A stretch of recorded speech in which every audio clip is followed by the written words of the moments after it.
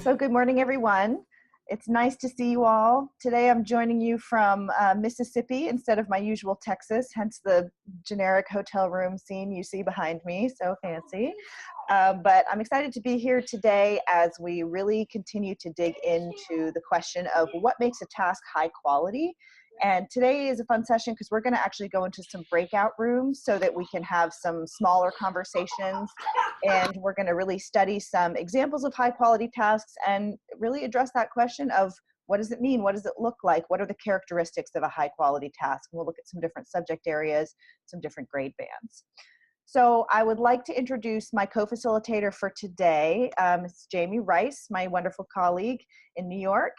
He's a new face for many of you, but Jamie, welcome. Thank you for joining us today. Do you want to say hello to everybody? Good morning, everybody. It's nice to see you, and I'm looking forward to working with you guys today and possibly in some upcoming weeks. All right. Yep. So to get started, we are going to pick up with our usual routine that we started last week, which is to actually begin with a reflection in the chat based on the reflection you completed this week in the quality tasks syllabus. So in the chat, Jamie has posted the link to that syllabus, and I am going to share my screen and just model one more time where you should be and where you can pull your reflection from. So within Core Tools, as always, for this segment of our session, we're going to be inside the Learn tab, but switching over to the LDC Leader mode right here. And we're going to go to our Quality Tasks syllabus. And although today is week 3, we're going to start by opening up what you did last week in week 2. So this, as before, will allow you to copy and paste your reflection. You can see my very elegant reflection here where I typed in random letters to demonstrate this earlier in the week. You can just grab that reflection, hit copy, and post it in the chat. And this will allow us to share our reflection on what content, either from the live session or from the Learn tab, was most useful this week as you really started the process of piecing your first draft of your task together. So take a moment now to navigate back to Quality Tasks Week 2, grab your reflection and paste it in the chat. If you didn't have a chance to put that reflection in yet, now is your opportunity to just think for a moment and put it directly in the chat and think about what content was most useful as you went through the process of designing your task this week. Lots of love for the color coding. It's so powerful. Yeah. I was with a group this week here in Mississippi, and we did some color coding of their own student work, and they were just on fire. The next day, one woman said, I went and bought 50 highlighters on Amazon last night, and we're going to have highlighting stations in my classroom all the time.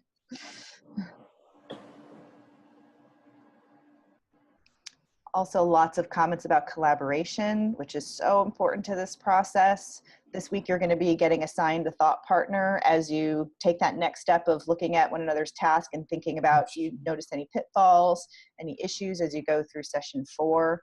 So that partnership and that ongoing opportunity to reflect ideas with different partners is really going to be embedded throughout this experience.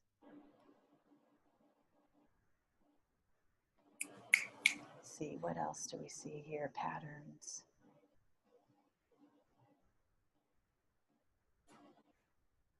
A lot of focus on that authenticity, that disciplinary thinking piece.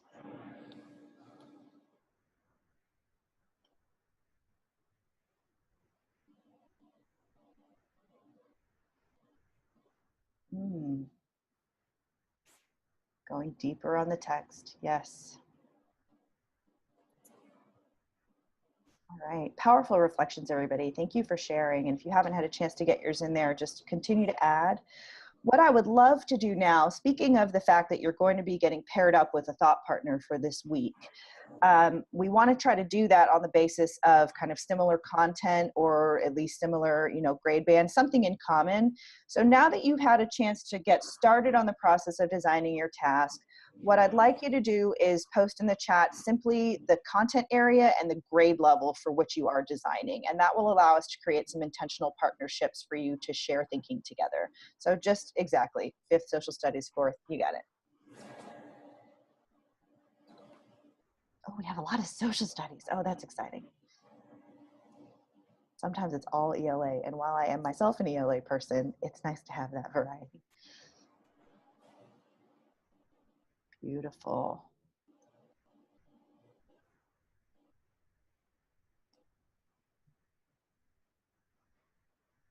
Okay, perfect. So before we dig into the content for today's session, I want to do one quick pointer and just sort of reminder about where you should be working in core tools from week to week. As we've been kind of looking through the analytics across cohorts, we've noticed one thing in common that has come up several times, and that is accidentally working inside of the adapt section of instructional cycle 1 instead of the design section of instructional cycle 1. And if you have been doing this, it's totally fine. Up until this point, the content is really, really parallel. It's pretty much the same stuff, but it does start to diverge as we get into these really meaty sections around making significant design decisions for your task. So once again, I'm going to share my screen and just point out what I mean, because it is incredibly easy to just click into the wrong place. And so we want to make sure that you have total clarity about where you should be doing the work of designing your task from week to week. So in this case, I'm talking about going back to the learner component of the Learn tab and the instructional cycle courses. So this is really where the decisions about your task lie. And when you click into instructional cycle 1, which is where we're doing all of our work for this semester in quality tasks, you have these two options of adapt a standards-driven task or design a standards-driven task. So we haven't talked very much. I think we very briefly mentioned the distinction between these in the first week, but the adapt course is really designed for folks who don't want to start from scratch, who want kind of a quicker pathway into a task by taking something from the library and then customizing it a little bit to make it work for their particular classroom. So we want you to know about and be familiar with the adapt course, because as you're working with others in your buildings, in your districts, it's a fantastic resource for those. You know, why reinvent the wheel if you can find something in the library that's a great starting point for your own work? However, for the purpose of coach certification, which you all are a part of, we do ask you to start from scratch so that you can really fully experience the entire design process. So you should always be clicking into that second option of design a standards-driven task and doing your work in there. And you'll be able to tell if you're in core tools by expanding these, and wherever you see green check marks or green progress in these circles, that's where you've been working. That's how the system reports back to you your progress.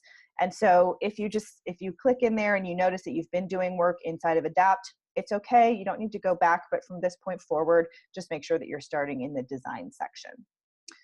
So before we move on, I just want to pause and see if there are any questions about that. I'm going to kind of scan my video feed here for faces. Okay. And if at any point you do have questions or anything in Core Tools is giving you a headache, coming early or staying a minute after in these sessions or just emailing me is a good way to figure out what's going on.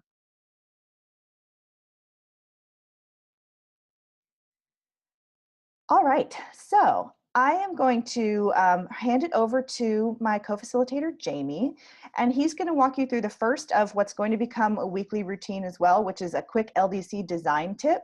So he is just going to show you really quickly a handy resource that you can use as you're designing your task, and each week will take 3 to 5 minutes to share a design tip like this with you. So Jamie, take it away.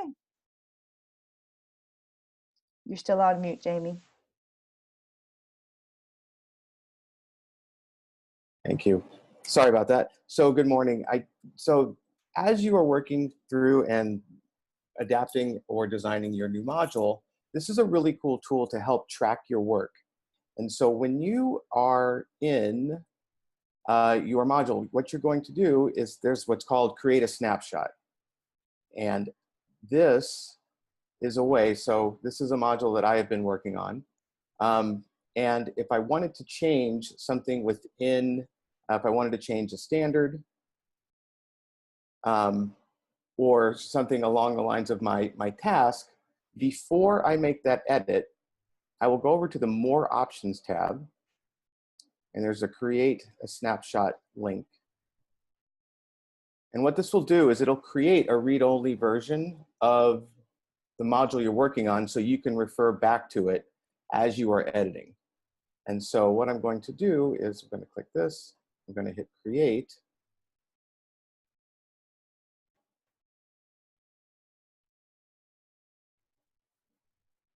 And as it takes its time,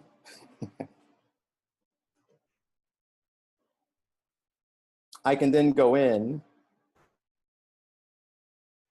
and now if I wanted to delete a standard and I want to come back to it, I forgot what I did, I can go back, get my snapshot and take a look at what I had been previously working on.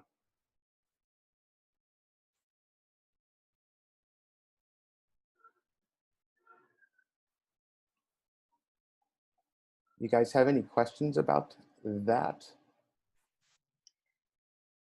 So I'll just add really quickly, it's a super handy resource because as you're going through this process, as you know, it's very iterative. You make changes, you play with different templates. You don't want to feel constrained by like, what if I make a change and then realize that 3 versions ago was actually the one that I want to go with. And so taking a snapshot before you make significant changes, it becomes a revision history. And you can always go back and look at any snapshot that you created. You can't restore that version automatically. It's not like you can select that one and go restore, but you can at least see it there and remember exactly what you had and then make your edits in your live version. And so once you have created snapshots, Jamie, can you open that module again? Sure. To find your old snapshots, you see that left-hand sidebar in dark gray? Down at the very bottom, you can find your snapshots, and it tells you exactly when each snapshot was created so that you know when that occurred, and you can also rename them if you want to have an even better memory of when that snapshot existed. So you could rename that snapshot like module version 3 before task workshopping, or module version 4 after task workshopping, if you want extra context for what that version is all about. But yes, to recap, you click that More Options button in the upper right corner, which is what you click for basically anything you want to do with the module. That's where all your actions are, and it will have the option to create a snapshot. So with all that being said, questions? All right. Thanks, Jamie. So that's your design tip for the week. We're going to just keep familiarizing you with these kind of handy dandy little features and core tools that you might not discover accidentally, or you might, but that one is particularly good for this moment as we're beginning to go from a first draft to a draft after, interacting with a colleague. Then we'll be doing workshopping here with the group. So we're really entering that iterative part of the design process, and this should come in handy during that. All right, so to transition to really the meat of our session today, we are going to talk a little bit about starter tasks, which again is a resource for you. And then we are going to dig into a few of those starter tasks as examples of high quality tasks to begin sharpening our eye for what quality looks like, making some connections to the curriculum alignment rubric, thinking about what good to go and exemplary really mean in the different disciplines. And that's going to be really the bulk of the rest of our session. And then we'll have some reminders and next steps at the end. So before I start, just because unfortunately I wasn't able to be at most of your in-person launches this summer, I can see everybody in gallery mode right now. So just raise your hand if you've heard of starter tasks. Okay, a few people have, but not very many. That's perfect. So I just wanted to get a sense of where everybody was with that. So I'm going to tell you a little bit about starter tasks and show you some examples. And then we'll be going into our breakout rooms to really dig in. So let me share my screen one more time. Okay, so in Core Tools, we have a collection of what we call starter tasks. And all these are quality tasks that have been submitted and vetted in our library that we have pulled together because they are particularly good examples of alignment to their reading standards. And what we have noticed about some tasks is that some tasks are really easy to adapt to other texts or topics. If they really have the clear language of the reading standard hardwired into the task prompt, you could take them and simply swap out a text and then use it for your own purposes and still feel really confident that you're meeting the demands of the focus standards. So when I say a starter task, I'm talking about discipline-specific task examples that are easy to adapt by switching out the text. And they are annotated to support that adaptation, to kind of give you some guidelines in your thinking about how you could tweak it to serve your own purposes. And they're really just designed to give people a leg up on designing tasks that show clear alignment to the standards. So the rationale for these is that there are many entry points into design. We've looked at this star before, but ultimately it really has to come back to strong alignment to the standards and then fitting all the rest of the pieces together. So if we can kind of take care of that standards piece for you by starting with one of these starter tasks, then you have a little bit of flexibility in these other points on the star, and you can really feel confident that it's still being guided by the standards. And the reason for this, for organizing them by reading standards, is that when you think about this three-legged stool of standards, particularly outside of ELA, and this is not a critique, it's simply a matter of the way the standards work and the way that tasks work, sometimes it's the reading leg that's short, right? Leaving things out of balance. And so really thinking about what it means to meaningfully embed the reading standard in a social studies task, in a science task, in a CTE task, anything outside of ELA is particularly important. And this is a resource designed to support that kind of thinking. So I want to show you an example of what I mean.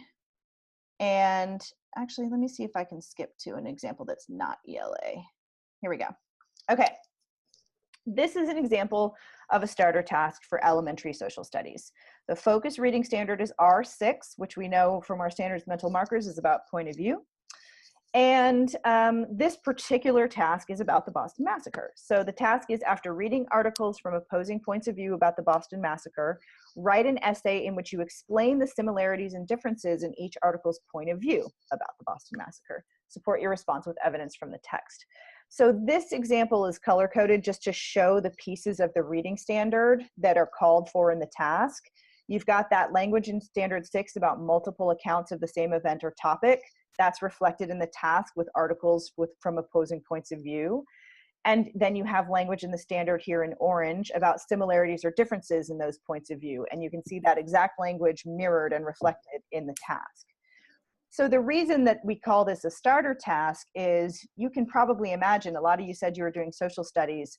Instead of the Boston Massacre, what are some other historical events you could swap in place of the Boston Massacre and leave everything else about the task the same? If you have an idea, pop it in the chat.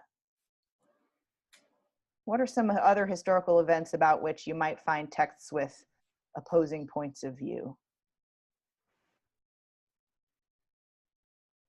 Gettysburg? Rosa Parks? Yeah. Probably most historical events, right? There's going to be differing points of view, either about the causes for things or whether things should have happened or not, right? That's a fundamental kind of argument and debate that we want to have in history and social studies. And so this starter task, you could leave everything here except for the words the Boston Massacre and swap out for one of these other topics. Of course, you'd have to bring in the texts about that topic, but then boom, you have a task that's aligned to standard 6 about whatever content you particularly want to teach at that moment. So that's the idea behind these starter tasks. And again, just to think about the rationale for why you might want to use these, especially with newer designers, I'll show you a different kind of color coding on this slide. This slide represents really that star, all the different decision points that you have to make in filling out a task template. So while task templates are a great starting point, you still have to make a really complex set of decisions about how to put all the pieces together to create a coherent task. You have to choose the text, the writing product, the cognitive demand, the content, the standards. You have to make sure it's open to multiple responses, right? Not to make it sound intimidating, because you're all doing it right now and you're doing a great job, but it's a lot of decision points. And so if you need to get a task quickly, narrowing the decision points by taking a starter task to just text selection or just content topic and leaving everything else the same, it just makes the process smoother, quicker, and kind of helps guarantee your results a little bit more. So we are going to dig into the starter task collection so you can see what's there. It's always growing. It's not a huge collection right now, but we are going to be continuing to add to it as these kinds of tasks come through the pipeline of peer review. And then the other feature of these tasks that I'd like to point out is that they are annotated to further support making those decisions about how to adapt it. So what I'm showing on the slide here is just for purposes of explaining this. If you were to open one of these tasks in Core Tools, these annotations would be in the comment bubbles, but it's going to point out different kinds of decisions you could make in adapting this. So this is an 7th, 8th grade ELA task. It's about the short story Flowers for Algernon, about how the author reveals key aspects of Charlie's character over the course of the text through pivotal lines of your choosing. Again, you can imagine any character-driven text being swapped in here because authors do reveal key aspects of characters through pivotal moments, pivotal lines of dialogue, those kinds of things. So this just, provides you some food for thought in the annotations. It says, hey, if you're doing character development, you're probably going to want to pick a short story or a novel, right? A poem is generally not going to be your best choice for character development. So if you're going to swap in a new text, consider a short story or a novel. If you want to keep it short and focused, make it a short story. If you really want to stretch students to explore development over a longer text, maybe do it with a novel. Just, things to consider as you're adapting this task. So everything in the starter task collection will have notes like this about what to consider as you adapt. So let me stop there. And before we go into our breakout rooms to start unpacking some examples of these and think about what makes them strong, what questions do you have, or what are you thinking or wondering about starter tasks? Feel free to post in the chat or unmute your mic and jump into the conversation. Where do you find these bad boys? That's a good question. Jamie, can you pop the link to the collection in the chat for us, please? Sure.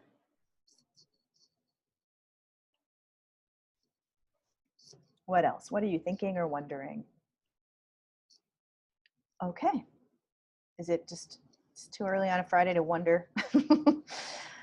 So what we're going to do next is move into 2 breakout rooms so that we can engage in some conversations.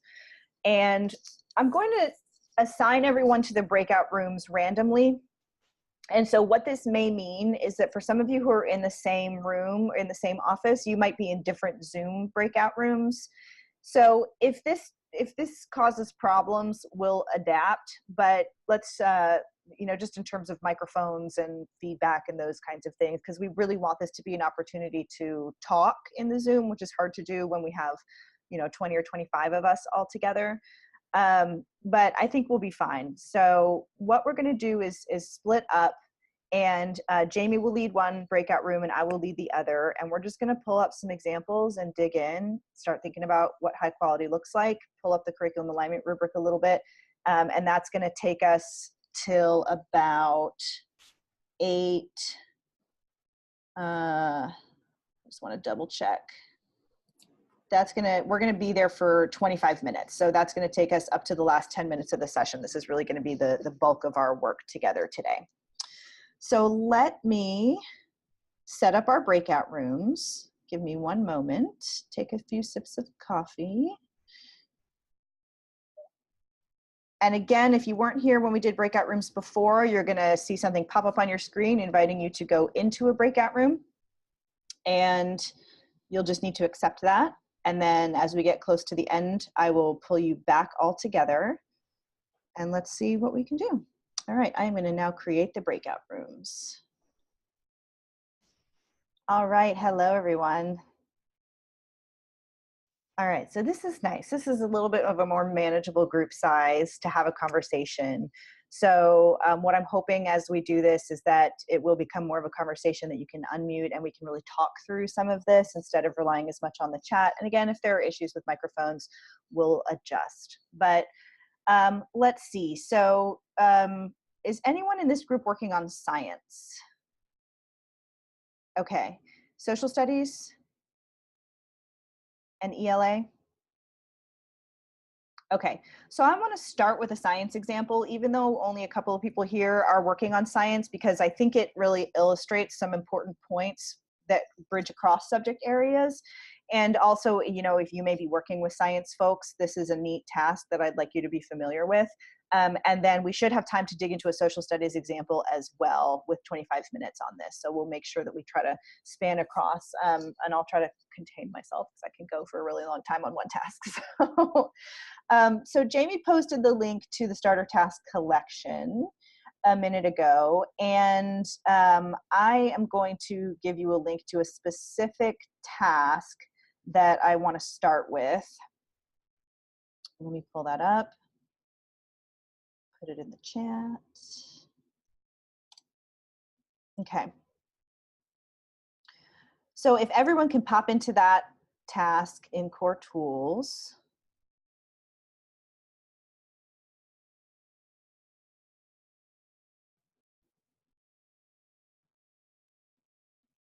This is a high school science task, and it's about colony collapse disorder. Although, as you can see in the title, what we try to do is think about, for starter tasks, what's the thinking of the task as opposed to the topic, since the whole point is that you could swap out a different topic and keep the thinking.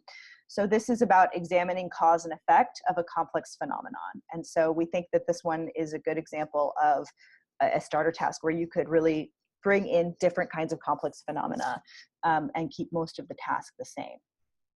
So the goal of this session is to understand what makes this task strong. What are the strong qualities of this task? And we're going to start simply with our own thinking about that. What do you notice that you feel is strong? And then we're going to hold it up to the curriculum alignment rubric and think about what aspects of good to go or exemplary on the rubric do we see reflected here. So for now, I'm just going to ask you to read through the overview, and then let me share my screen really quickly, and then I'll let you, go off on your own and read through this. The overview and section 1 of the module. And what we mean by that is basically the task. So the prompt, the standards, and the texts. You don't need to read the texts, just notice what they are, what kind of text they are, because that will be relevant to our conversation. But spend a few moments now just getting into this task, reading the overview, thinking about the connection of the prompt, the standards, and the texts. And then we're going to open up a conversation about what you notice and why this task is strong. So let's start with about 3 minutes and then see where we are. 3 minutes just to read. And when you've had a chance to get familiar with the task and you're ready to talk about it, if you could just type ready in the chat, you'll let me know when to move on. All right, it looks like we're mostly ready. So let's unmute to the best of our ability and let's just talk. What do you notice that's strong about this task? Well, I'm coming from elementary, so I have a really hard time talking about something that's 9th and 10th grade level, but I actually want to do that task. I love it. It's so engaging. Yeah. The alignment's beautiful. I can only speak for the reading part of it, just to be honest. But I love it. I think it's real world. I love that they're writing an article for a magazine. Just putting it simply, I love it. It's perfect. I love it too, right? I feel the same way, where I'm like, I'm not a science person, but I love talking about this task. There's so much about it that I think is powerful. But the first key of what you said was that it's engaging in real world. So you don't have to be a science person to understand why this is an interesting or important topic to think about or task. Yeah. What else? And agreeing with Leanne, that was the first thing I noticed too, was number one, how engaging the task itself was. Like, I was reading the article myself, like, oh my God, what's happening to our bees? There was the alignment to the standard, and then the rigor of the demand of the task itself. So I'm in complete agreement with her. I wish this had been around 500 years ago when I taught fourth. So. I know. I agree with you both. I had to really focus in because it's secondary, but I really like just an overview of the text, because I think, was it last week that we were talking about an authentic text is not just something they're going to read, but it might be a blog or something else that to engage them. So I think even like the TED Talk, I would assume it's pretty engaging for a secondary student. So I'm anxious to kind of look at that text and listen. But I thought it was really good too. So I'm anxious to dive more, a little bit deeper into it. It stood out to me in the very overview, like you all have said, that they're preparing an article for the American magazine. But to me, that just gives it purpose for the kids. So no matter what they're doing before that, it gives them real world purpose of what they're going to be doing. Mm-hmm. It offers up some choice for them within the task. It doesn't just limit them to what they're going to explain. It gives them some choice, and I appreciate that. But it's structured choice, right? Yes, Which it is so important in a complex topic, right? It's not just on anything, which could be overwhelming, but it provides some guidance. You have choice, but here are some clear suggestions that presumably, and we would need to dig farther into the text, but we know these are addressed in the text, and therefore these would all be viable options for a student to select. What else?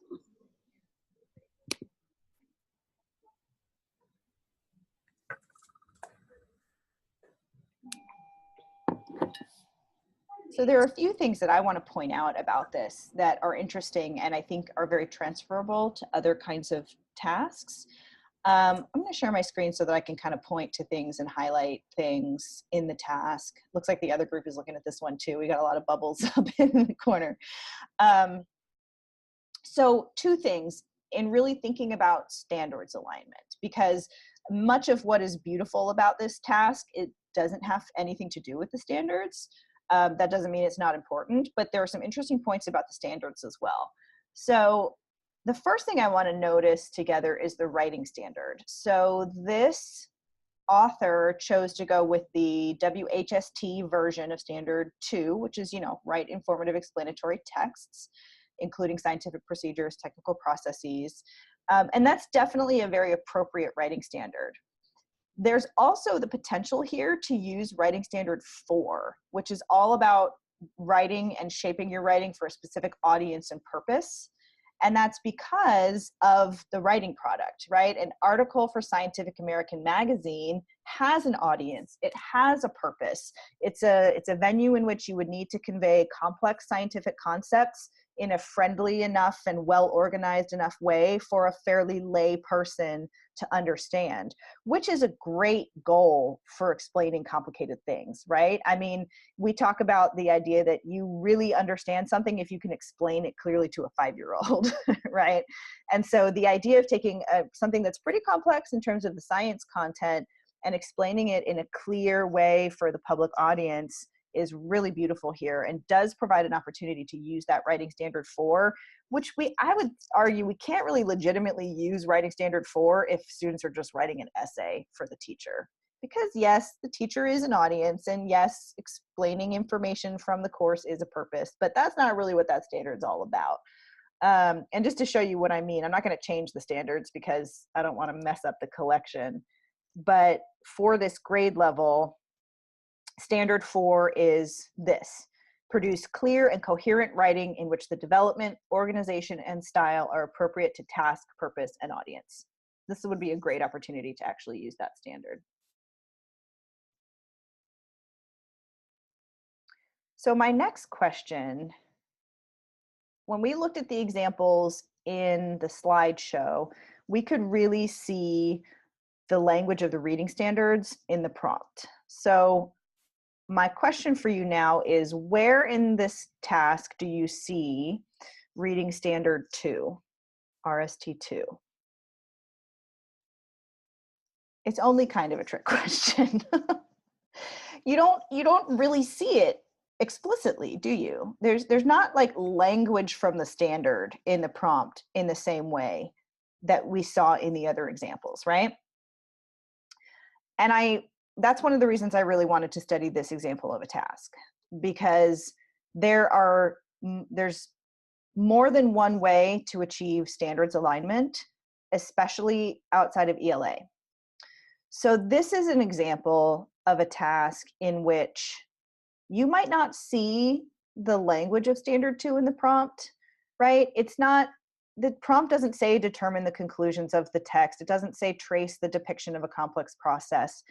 But that's exactly what students will have to do with the texts to successfully answer the prompt, right? If they can't determine the conclusions of these pretty complex, like USDA type report texts, they won't be able to explore the causes and effects of colony collapse disorder. If they can't trace those text depiction of this complex phenomenon of colony collapse disorder, they won't be able to respond to the prompt. So this is a good example of something where the reading standard really is hardwired into the task, even though you can't see the explicit language of the standard in the prompt.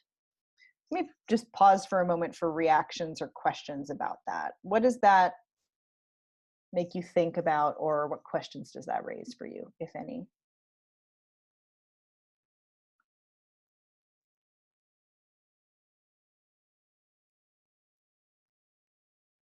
For me, it just makes me realize, being in elementary, more of a reading person, so many times there are foundational skills and things that students must be able to do that good reading teachers know about to meet that standard. That is this kind of an example of that you kind of have to think about, how do you get to the outcome?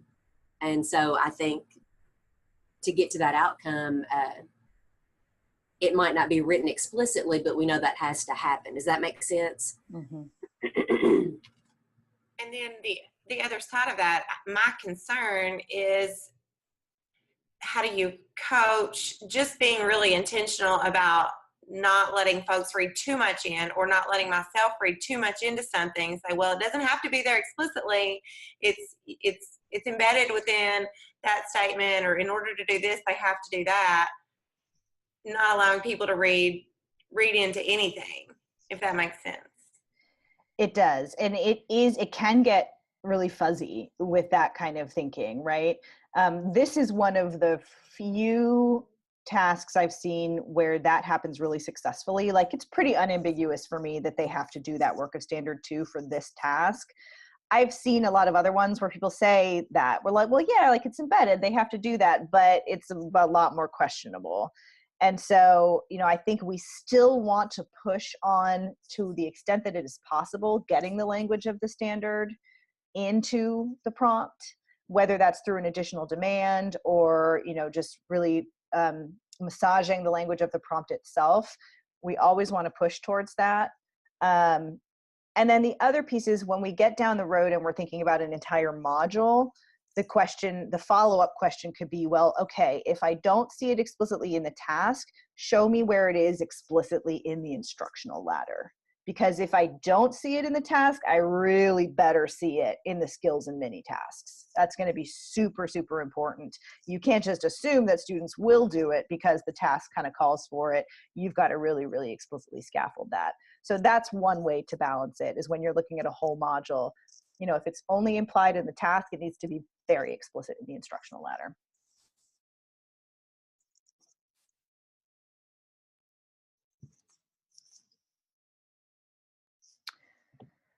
All right. So let's take a peek at a social studies example. We have a few minutes. Let me see. If you are digging around the collection and you've noticed one that you would like to explore together, chime in. I'm going to go towards. So we have here a 4th grade social studies module. It's kind of similar to the one that we looked at in the slide deck, but it's got some unique qualities as well. So let's take a look at that one. I just posted the link in the chat. And this one uses a Florida standard. And if you're not from Florida, you've probably never heard of the Battle of Olustee, and that's okay. It's from their very, Florida's involvement in the Civil War particular chunk of standards. But once again, I think this is an example of a very transferable, adaptable task. So take a moment to review the task as we did before, and then we'll talk about what makes it strong. The texts are missing. That's strange. Well, it's just so you know, for context, it's a letter from a soldier who was in the battle, and then like an article, like a pretty standard secondary source article about the battle. I'll make sure that gets fixed. Sorry, I don't know what happened there.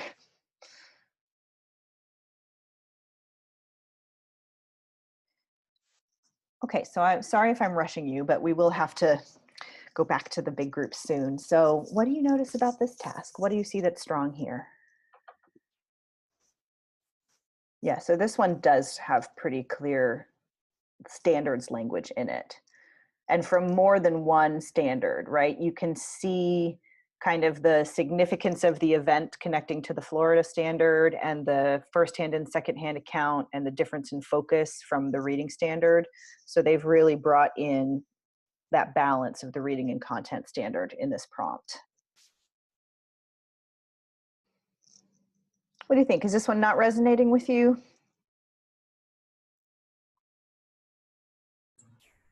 I think it's a perfect blend of all the standards. As a reading teacher, I'm happy that they're supporting their response with the evidence from the text. As a social studies teacher, I'd be happy they were using the primary and secondary sources. And as the writing teacher, I would be happy with the outcome of that as well. So I feel like it's a good combination of everything, all the standards, personally. Balanced. It balanced, yeah. I like that one of the texts happens to be a letter. It makes it a little more real world rather than just two articles that kiddos are, trying to read through. It gives them a little bit more of a real world application at looking at that specific event. Mm-hmm.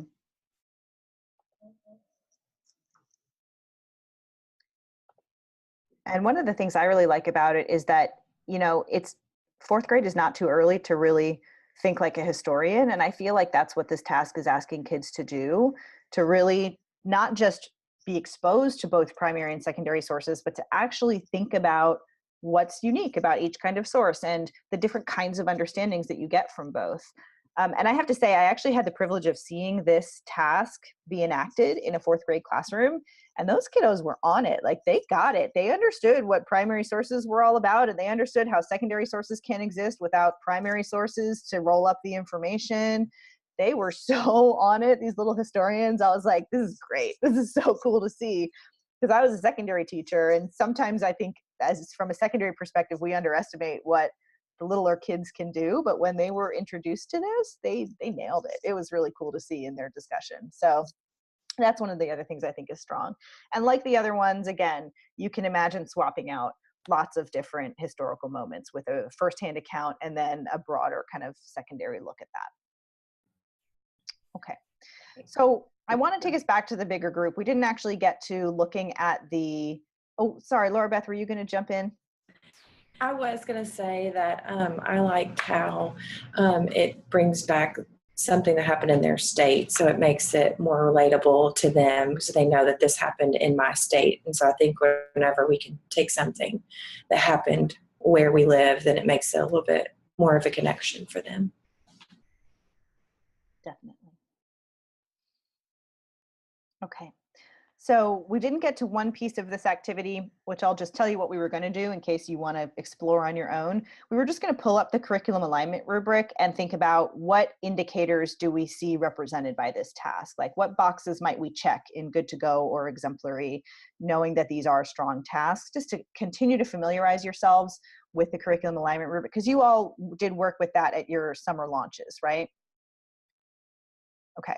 Yeah. So keep it in mind, when you go through this journey and you're going to be submitting your task for peer review, that's the rubric that's going to be applied. So it's a great idea, at this phase of design, to take a look at it, refamiliarize yourself with it, and think about what are those criteria going to be to get to good to go and exemplary. So as part of and it's kind of part of your work this week, which is going to be looking at the pitfalls. So I'm going to take us back to the bigger group now, and we're going to talk about that next step. But thank you for joining me here. It was fun to talk through these tasks, and now you can really dig into this collection and always bring that lens of what makes a high quality task. So let me close the breakout rooms. Welcome back, everyone. All right, before we dig into next steps and kind of wrapping up this week, I would love to hear maybe just from one person from each breakout room, what was an aha or something interesting that you talked about in your breakout conversations? I feel that one thing that I learned was perhaps my task is too specific and may get those cookie cutter responses that I always hated being an ELA teacher. And I always wondered why I got those. Well, it was because of the way I worded my task. So I feel like it's going to be a valuable tool to go back and look at some of those starter tasks to see how I could word mine better to elicit those broader range of responses. That's awesome.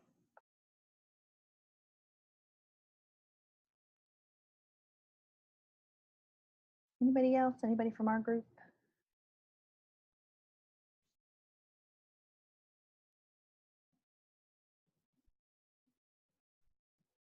It's sticking with me, and I wrote it down when we talked about the task where the language of the standard is not explicit in the task, and that's not necessarily a deal breaker, but we would want to make sure, and I wrote down exactly what you said, if the language of the standard is not explicit in the task, then you need to make sure that it's explicit in the instructional ladder. And so that's a good way to check that to make sure. So you say students are going to have to do that in order to respond to the task.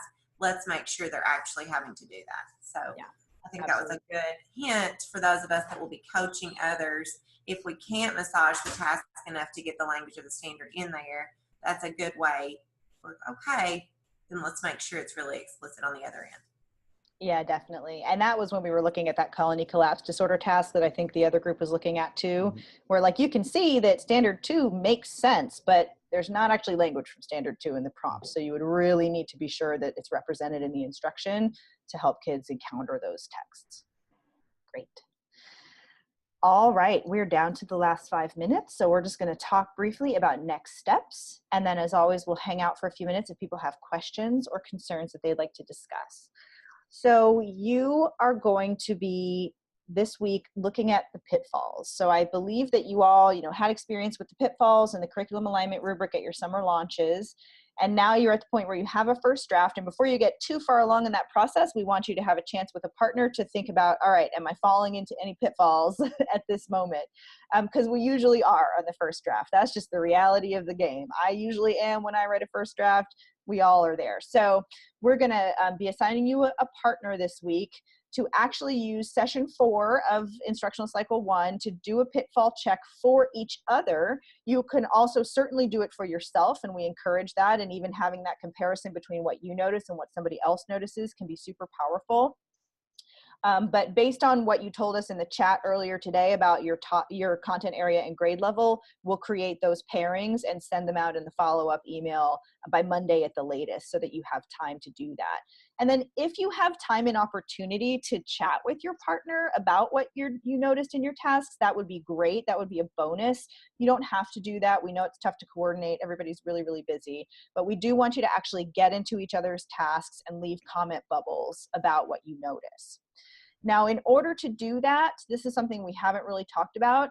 We want everybody to add their module to our cohorts collection. There's a collection for our cohort that it allows everybody here to see one another's tasks, but nobody outside of this group. It's kind of a private collaboration space.